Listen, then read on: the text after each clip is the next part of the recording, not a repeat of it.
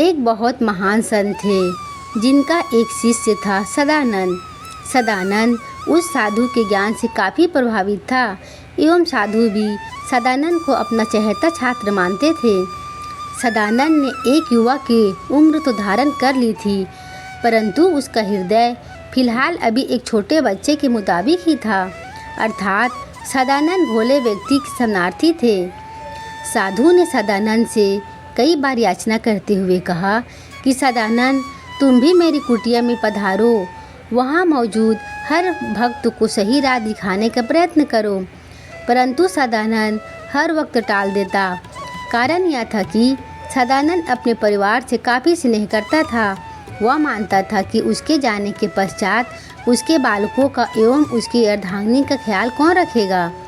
इस पर साधु समझाते हुए कहते हैं कि तुम नकारात्मक विचारों से भरे हुए हो, यह मात्र तुम्हारा वहम है, तुम्हारा परिवार सकुशल रहेगा। अगले दिवस जब सदानंद कुटिल पहुंचा और सत्संग में शामिल हुआ तो फिर साधु ने सदानंद को फिर से प्रस्ताव दिया कि वह हमेशा के लिए यहाँ आ जाए एवं ईश्वर को प्राप्त करने हेतु उनकी भक्ति में स्वयं को लीन कर दे। सदानंद अब साधु की इच्छा पूर्ण करने के लिए मान गए।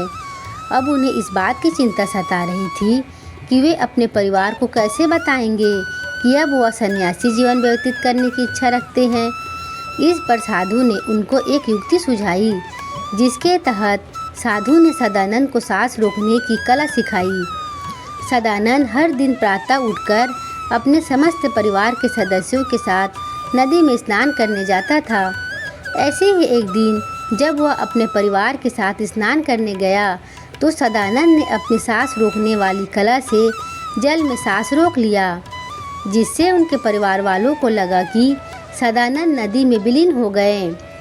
सदानंद के परिवार वालों ने उसे कई घंटों तक खोजने का प्रयास किया, तब जाकर वह इस निर्णय पर यकीन करें। जब पूरा परिवार थक कर घर की ओर अपना उदास सम्मुख लेकर पहुंच रहे होते हैं, तब रास्ते में साधु के कई शिष्यों से परिवार की भेंट होती है।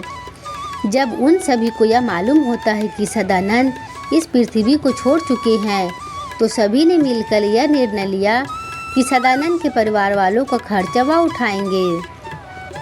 दूसरी ओर सदानंद नदी से बाहर आकर अब साधु के आश्रम पहुंच जाता है।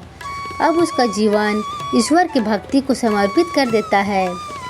एक दिन सदानंद की पत्नी उस साधु के आश्रम पहुंचकर उनका आशीर्वाद प्राप्त करने के लिए पहुंचती है, जिसका ज्ञात जैसे ही सदानंद को होता है, वह कुटिल में ही कहीं छिप जाता है ताकि वह अपनी पत्नी की बातें भी सुन सके एवं अपनी पत्नी के नज़र भी न आए।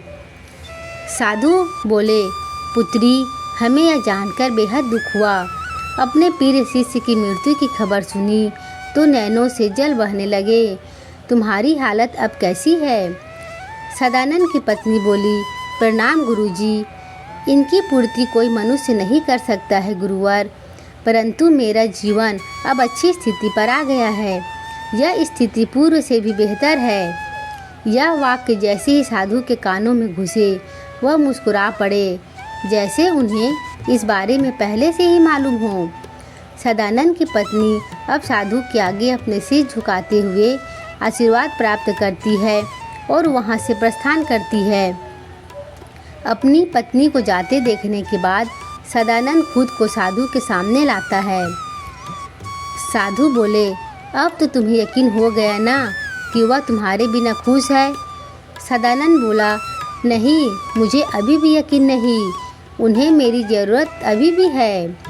साधु फिर बोले, अगर तुम्हें उनकी खुशी का सबूत चाहिए तो तुम स्वयं जाकर पड़ताल कर लो ताकि तुम्हें शांति मिले।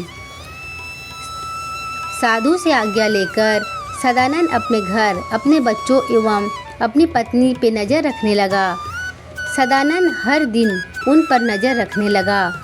उसने देखा कि उसका परिवार हर दिन की तरह सुबह जल्दी उठकर नदी नहाने जाते हैं, खुशी खुशी नहाकर नदी से वापस आ जाते हैं।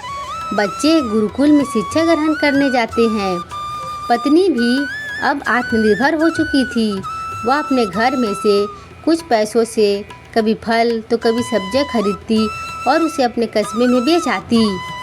सदानंद की औरत अब कस्बे में एक उच्च स्तरीय व्यापारी महिला के रूप में खुद को साबित कर रही थी। वह बेहद खुश थी। सदानंद यह दृश्य देख बेहद क्रोधित हुआ। उसने यह मानने में हिचक हो रही थी कि एक महिला अपने बुद्धि से घर चला सकती है। सदानंद को अपनी बीवी की खुशी हजम नहीं हो रही थी। सदानंद उसी क्षण अपने गुरु के पास गया और उससे अपनी मुश्किलों का हल निकालने के लिए कहा। साधु ने सदानंद के विचारों का विरोध किया। सहजता से साधु ने सदानंद को स्वयं फैसला लेने को कहा। सदानंद ने पूरे कस्बे में यह अफवाह फैला दी कि जो भी सदानंद की बीवी के हाथ से फल या सब्जी लेगा उसकी मृत्यु हो जाएगी। यह ऐलान सुनते ही उसकी इच्छा पूर्ण हो गई। सभी कस्बा वासियों ने उससे फल सब्जी लेना बंद कर दिया।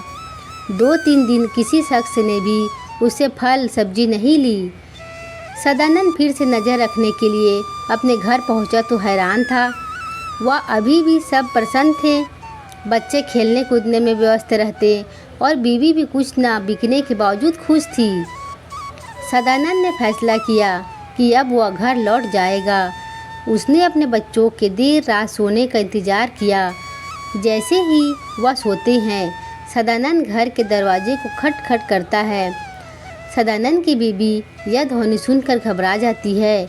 वह धीमी आवाज़ में पूछती है, कौन है? इस पर सदानंद उतनी ही धीमी आवाज़ में जवाब देता है, मैं तुम्हारा पति सदानंद। पत्नी बोली, नहीं, मैं नहीं मानती तुम्हारी बात को। चले जाओ यहाँ से, अन्यथा मेरे बच्चे तुमसे डर जाएंगे। सदानंद बोला, लेकिन मैं भूत नहीं हूँ, तो मेरे से क्यों डरेंगे? पत्नी बोली, मेरे पति को मरे हुए 2 महीने हो चुके हैं। 2 महीने से वह घर की ओर मुड़ा ही नहीं। लेकिन अब आकर कोई कहे कि वह मेरे पति है तो ये मात्र उनकी आत्मा ही कह सकती है। सदानंद बोले, अरे भाग्यवान, तुम दरवाज़ा खोलो, मैं ही हूँ। मैं तुम्हें फिर से खुश करने आया हूँ। अपने बच्चों के जीवन में फिर खुशियों के रंग भरने आया हूँ। पत्नी बोली, नहीं, मैं स्वयं बेहद अपने बच्चों एवं खुद को प्रसन्न करने में सक्षम हूँ और अब तक कर भी रही हूँ। कृपया तुम जो भी हो यहाँ से चले जाओ। सदानंद यह सुनकर वहाँ से दुखी होकर वहाँ से चले जाता है।